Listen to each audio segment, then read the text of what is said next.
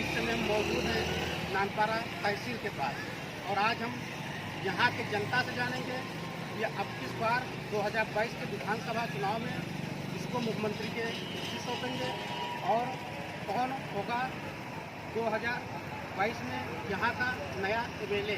तो ये सब बात के लिए हम डायरेक्ट मिलाते हैं आपको सपा के, कांग्रेस के, ये सब प्रत्याशी के जो कार्यकर्ता हैं उनसे मिलाएंगे और जानेंगे क्या है उनकी राय। आइए मेरे साथ। नाम है आपका? मैं जिला सचिव सैयद सबीहुल हसन, समाजवादी पार्टी बहराइच। समाजवादी पार्टी। देखिए 2022 का विधानसभा चुनाव हो रहा है। इसी चुनाव को लेकर हम लोग चुनाव यात्रा के माध्यम से सर्वे कर रहे हैं कि यूपी की गवर्नमेंट यानी यूपी में जो गवर्नमेंट बनने वाला है, यहाँ की जनता या नेतागण जो हैं किसकी गवर्नमेंट बनाना चाहते हैं और किसको जिम्मेदारी वहाँ पे सौंपेंगे। बताइए आप अपना।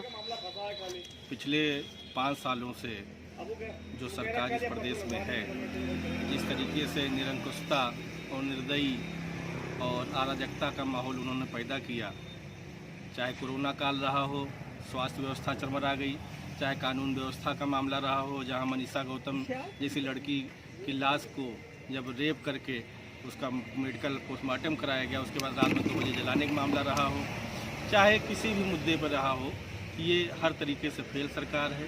और इस सरकार को बदलने के लिए जनता पूरी तरीके से मन बना चुकी है और उसको सिर्फ एक आशा दिख रही है, अखिलेश यादव जी के रूप में, जो 10 मार्च 2022 को जब गिनती होगी तो ये प्रदेश की जनता पूरी तरीके से अखिलेश यादव जी के साथ खड़ी दिखाई देगी और 2022 में अखिलेश समाजवादी सरकार प्रदेश में बनेगी। नानपारा विधानसभा से कौन प्रत्याशी हैं आपके समाजवादी पार्टी से?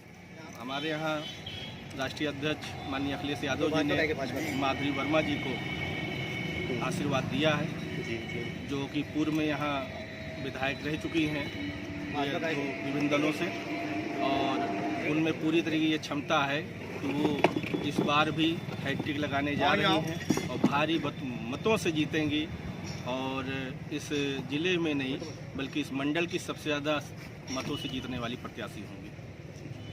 भाजपा सरकार जो है, भाजपा सरकार से यहाँ के जनता क्यों नाराज है, कुछ बताइए आप हमको। भाजपा सरकार 5 सालों में जब अगर आकलन किया जाए किसी भी सरकार का, तो स्वास्थ्य व्यवस्था पे, कानून व्यवस्था पे, शिक्षा पे, नौकरियों पे, ये 4-5 बिंदु होते हैं जिस पे किसी भी सरकार का आकलन होता है। जब शिक्षा पे हम देखते हैं तो पिछले 2 सालों से स्कूल नहीं चल रहे हैं और उनके माता पिता फीस स्कूल की भर रहे हैं।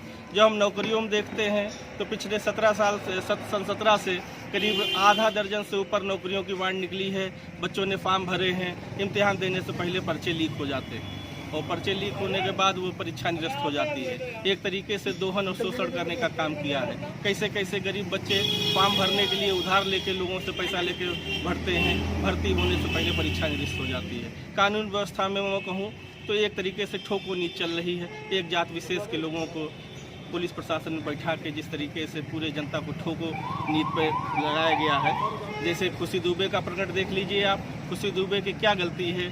4 दिन की विवाहता को आज भी जेल में है। उसका कौन सा दोष रहा होगा? जिसका दोष रहा होगा उसको सजा मिल गई, लेकिन खुशी दुबे का कौन सा दोष है? आप स्वास्थ्य पे देख लीजिए, कोरोना काल में ऑक्सीजन के लिए तड़पते लोग दिखे हैं, नदियों के किनारे बहती लाशें दिखी हैं, कुत्ते नोचते हुए लाशें दिखी हैं। आँख में आंसू आ जाते हैं जब बम्बई से पैदल चल के बहराइच तक के मजदूर हमारे आए हैं और बरेली जैसी जगह में उनके ऊपर कीटनाशक का छिड़काव किया जाता है। क्या वो इंसान नहीं थे? क्या वो मानव नहीं थे? ऐसे मानव विहीन, ऐसे हृदय विहीन सरकार को जनता ने उखाड़ फेंकने का मन बना लिया है। गठबंधन जो हमारा रालोद के साथ है, पश्चिम में कल पहले फेज का चुनाव हुआ है, आप लोगों ने देखा होगा जिस तरीके से पब्लिक ने, जनता ने मन बनाया है, वो लग रहा है पश्चिम से बहने वाली ये बयार जब पूरब में हमारे देवरिया जिले को छुएगी तब तक के उत्तर प्रदेश से इस भाजपा सरकार का सफाया होगा। ये लखीमपुर केस हुआ है, इसके बारे में आप क्या कहना चाहते हैं? देखिए, लखीमपुर केस किसान बिल पे 3 किसान बिल ये लाए। जो किसान बिल लाए, किसी भी किसान संगठन से, किसानों से इन्होंने राय नहीं ली, इन्होंने थोपा। अगर ये बिल सही थे तो इन्होंने वापस क्यों लिया? और वापस लेने के बाद जिस तरीके से वहाँ के सांसद गृह राज्य मंत्री अजय मिश्रा टेनी ने ये कहा कि हम सारी साजिशें निकाल देंगे, लोगों की हम दबंगई गुंडई ठीक कर देंगे। जिस गुंडई की भाषा का प्रयोग गृह राज्य मंत्री कर रहे थे वो इतने बड़े संवैधानिक पद पर बैठने वाला व्यक्ति को नहीं करना चाहिए था, और जिस निर्दयता से वहाँ के किसानों को कुचला गया ये शर्मसार है, ये मानवता के स्वभाव के खिलाफ है। इसलिए किसान वर्ग हो, शिक्षक हो, विद्यार्थी हो, कमज़ोर हो, वंचित हो, शोषित हो, दलित हो, अल्पसंख्यक हो, सभी ने, महिला पुरुष सब सारे वर्ग के लोगों ने यह तय कर लिया है कि जब जिस चरण में जहाँ चुनाव होंगे उत्तर प्रदेश की जनता सिर्फ और सिर्फ समाजवादी सरकार बनाएगी। और ये आप 10 मार्च को जब रिजल्ट आएंगे तो आप नोट कर लीजिएगा, प्रचंड बहुमत के साथ समाजवादी सरकार आने जा रही है। आपका जी, और प्रभारी नगर पालिका कांग्रेस पार्टी से नामित किया गया।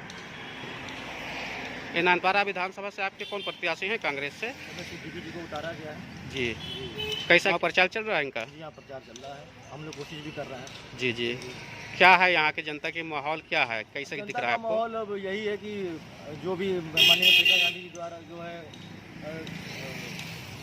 सूचियाँ जारी की गई हैं, इसमें जो वादे किए गए हैं कर्जा माफ़ करने के लिए, किसान जो हमारे किसान भाई बहुत परेशान है, जो छोटा जानवर यहाँ पे योगी जी की सरकार में जो इतना नुकसान कर रहे हैं, उससे हमारे यहाँ के गांव के जो किसान हैं जो खेती करते हैं काफ़ी परेशान चल रहे हैं छोटा जानवर। इसी वजह को देखते हुए हम लोग चाहते हैं कि सरकार बदले।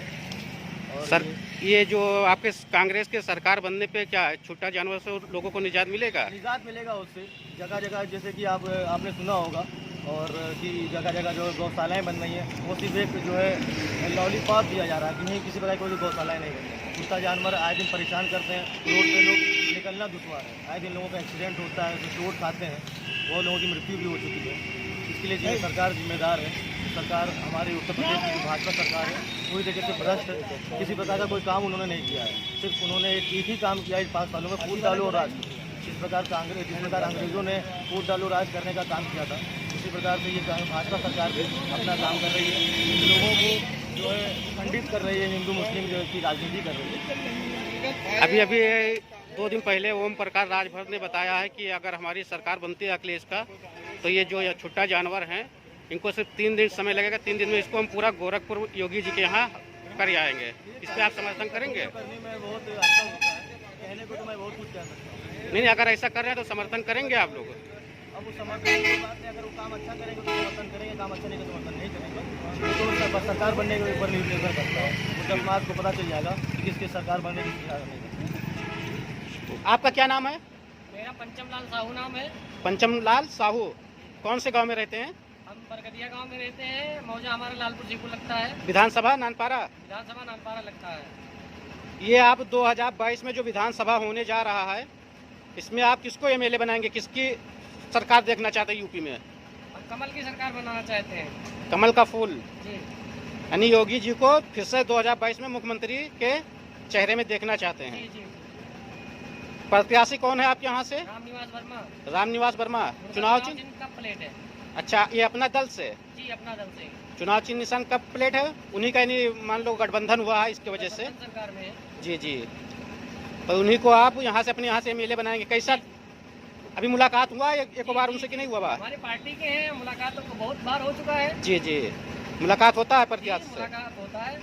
अच्छा, ये बताइए कि ये जो पिछले 5 सालों से यानी अभी तक भाजपा की सरकार चली आ रही है, इसमें आपको कोई फायदा या लाभ मिला है? नहीं, नुकसान तो नहीं है भाजपा की सरकार में। जी जी। फायदा नहीं है तो नुकसान भी नहीं है भाजपा की सरकार में। जी जी। बरकरार बना हुआ है, जो स्थिति हमारी है वो बरकरार बनी हुई है, उससे हमारा कोई नुकसान नहीं है। जी जी। इसमें कुछ लोग का ये भी कहना है कि भाजपा की सरकार की तरफ से हम लोग को यानी महीने में 2 बार राशन मिल रहा है, नमक तेल मिल रहा है, रिफाइंड मिल रहा है, जो भी मिल रहा है। जी जी। तो ये चीज़ आपको कैसा लगा? हमारे लिए बहुत अच्छा लगा, गरीबों के लिए बहुत अच्छी चीजें हैं। जी जी। और जो फायदा सरकार दे रही है उनको डायरेक्टली मिल रहा है जी। और पहले ऐसा नहीं होता था, उनको डायरेक्ट कोई भी चीज नहीं मिलती थी। इसमें इस सरकार में काफी फायदा है, ऐसा नहीं है कि मतलब बिचौलिया नहीं खा पाते इसकी सरकार में। जी जी। क्या नाम है आपका? महमूद। महमूद जी, कौन से गांव में रहते हैं आप? लालपुर में। लालपुर शिवपुर। विधानसभा नानपारा में आ रहा है? नानपारा है। आपकी बारी आपके लालपुर शिवपुर में नानपारा विधानसभा से किसका माहौल है? कौन जीत रहा है प्रत्याशी में? कौन पार्टी? हकीकत भाई। हकीकत भाई। ये बसपा से हैं, बहन जी के पार्टी में। हाँ तो हकीकत जी को आप यहाँ से अपने यहाँ पोलिंग से जिता रहे हैं, हाँ जी। यानी यूपी में किसकी सरकार देखना चाहते हैं, बहन जी का? हाँ हाँ अच्छा, एक बार मुलाकात हुआ है आपका हकीकत जी से? कई बार मुलाकात हुआ है। कैसा रहा इनका काम काज? पता चला कि इनके भाई से पहले विधायक रह चुके हैं, तो उस समय कैसा काम रहा था इनका? बढ़िया काम चल रहा है। काम अच्छा था ना? हाँ उसी काम को देखकर आप इनको जिता रहे हैं। जी। क्या नाम है आपका? मेरा नाम सलीम है जी। मैं जिला सचिव हूँ व्यापार सभा का समाजवादी पार्टी, समाजवादी पार्टी में। नानपारा विधानसभा है। नानपारा विधानसभा। कौन है नानपारा से आपकी बार आपके प्रत्याशी समाजवादी पार्टी से? हमारे प्रत्याशी माननीय दिलीप वर्मा की वाइफ माधवी वर्मा जी है। कैसे क्या है चुनाव में प्रचार चल रहा है इस समय? चुनाव प्रचार प्रचार बहुत अच्छा चल रहा है, जो क्या- कि इस बार हम लोग 1 लाख पार वोट से जीतने जा रहे हैं। जी जी। माधवी वर्मा जी विधायक बनेंगी इस बार, और मौजूदा विधायक हैं भी वो। पिछले बार हाँ प्रेजेंट में विधायक हैं, लेकिन भारतीय जनता पार्टी से है ना? भारतीय जनता पार्टी से विधायक थी, जी जी। आपकी बात समाजवादी पार्टी से। इस बार समाजवादी कैसे पार्टी क्या में माहौल है? प्रचार माहौल करने जा रहे हैं, क्या बहुत माहौल अच्छा है? जी। माहौल बहुत अच्छा है, प्रचार चल रहा है। यदि उत्तर प्रदेश के मुख्यमंत्री के कुर्सी पे आप अखिलेश यादव को जिम्मेदारी सौंपेंगे आप सभी हम लोग? लोग इस बार जो है माननीय अखिलेश यादव जी को जिम्मेदारी देंगे, और इस बार विधायक बना के यहाँ से हम लोग माधवी वर्मा जी को